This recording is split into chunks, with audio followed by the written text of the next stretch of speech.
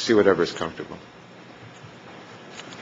Chairman Waxman and distinguished members of the committee, it is an honor to be here with you today, and I'm grateful to have this opportunity. I think you better pull a little closer. So, Okay, thanks. is that good? That's good. I have been asked here today to address misinformation from the battlefield. Quite frankly, it is something that I've been doing since I returned home from Iraq. However, I want to note for the record that I am not politically motivated in my appearance here today.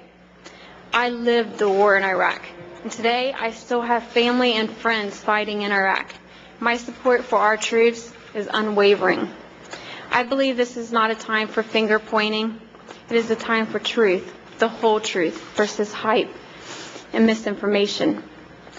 Because of the misinformation, people try to discount the realities of my story, including me as part of the hype. Nothing could be further from the truth. My experiences have caused a personal struggle of all sorts for me.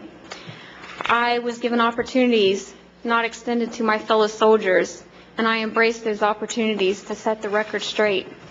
It is something that I have been doing since 2003, and something that I imagine I will have to do for the rest of my life. I have answered criticisms for being paid to tell my story. Quite frankly, the injuries I have will last a lifetime, and I had a story to tell, a story that needed to be told so people would know the truth. I want to take a minute to remind the committee of my true story. I was a soldier. In July of 2001, I enlisted in the Army with my brother, Greg.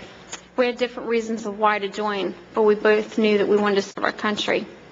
I loved my time in the Army, and I'm grateful for the opportunity to have served the country in a time of crisis. In 2003, I received word that I would be deployed. I was part of a 100-mile-long convoy going to Baghdad. I drove a 5-ton water buffalo truck. Our unit had some of the heaviest vehicles, and the sand was so thick that our vehicles would just sink. It would take us hours to just travel the shortest distance. We decided to divide our convoy up so the lighter vehicles could reach our destination. But first came the city of Nazareth, and a day that I will never forget. The truck I was driving broke down, and I was picked up by my roommate and best friend, Lori Piestua, who was driving our first sergeant, Robert Dowdy. We also picked up 2 other soldiers from a different unit to get them out of harm's way. As we drove through Nazareth, trying to get turned around to leave the city, the signs of hostility were increasing. There were people with weapons on rooftops and street watching our entire move. The vehicle I was riding in was hit by a rocket-propelled grenade and slammed into the back of another truck and our unit. 3 people in the vehicle were killed upon impact. Lori and I were taken to a hospital where she later died, and I was held for 9 days. In all, 11 soldiers died that day, 6 from my unit, and 6 others from my unit were taken prisoner, plus 2 others. Following the ambush, my injuries were extensive. When I awoke the Iraqi hospital, I was not able to move or feel anything below my waist. I suffered a 6-inch gash in my head. My 4th and 5th lumbar were overlapping, causing pressure on my spine. My right humerus was broken. My right foot was crushed. My left femur was shattered. The Iraqis in the hospital tried to help me by removing the bone and replacing it with a 1940s rod that was made for a man. Following my rescue, the doctors at Landstuhl, Germany, found in a physical exam that I had been sexually assaulted. Today, I still continue to deal with bowel, bladder, and kidney problems as a result from the injuries. My left leg still has no filling from the knee down, and I'm required to wear a brace just to stand and walk. When I awoke, I did not know where I was. I could not move. I could not call for help. I could not fight. The nurses at the hospital tried to soothe me, and they even tried unsuccessfully at one point to return me to Americans.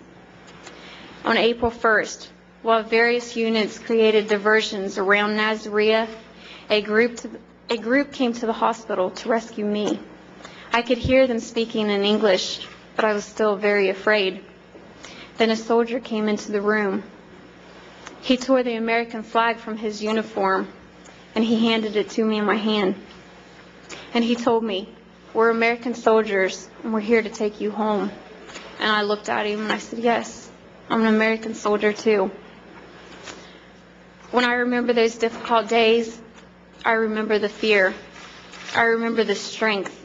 I remember that hand of that fellow American soldier reassuring me that I was going to be okay. At the same time, tales of great heroism were being told. At my parents' home in Wirt County, West Virginia, it was understaged by media, all repeating the story of the little girl Rambo from the hills of West Virginia who went down fighting. It was not true. I have repeatedly said when asked that if the stories about me helped inspire our troops and retaliation, then perhaps there was some good. However, I'm still confused as to why they chose to lie and try to make me a legend when the real heroes of my fellow soldiers that day were legendary. People like Lori Piestewa and First Sergeant Dowdy, who picked up fellow soldiers in harm's way, or people like Patrick Miller or Sergeant Donald Walters, who actually did fight until the very end. The bottom line is the American people are capable of determining their own ideals for heroes, and they don't need to be told elaborate lies. My hero is my brother Greg, who continues to serve his country today. My hero is my friend Lori Piestewa, who died in Iraq but set an example for a generation of Hopi and Native American women and little girls everywhere about the contributions just one soldier can make. My hero is every American who says, "My country needs me," and answers that call to fight. I had the good fortune and opportunity to come home and to tell the truth. Many soldiers, like Pat Tillman, they did not have that opportunity. The truth of war is not always easy. The truth is always more heroic than the hype. Thank you.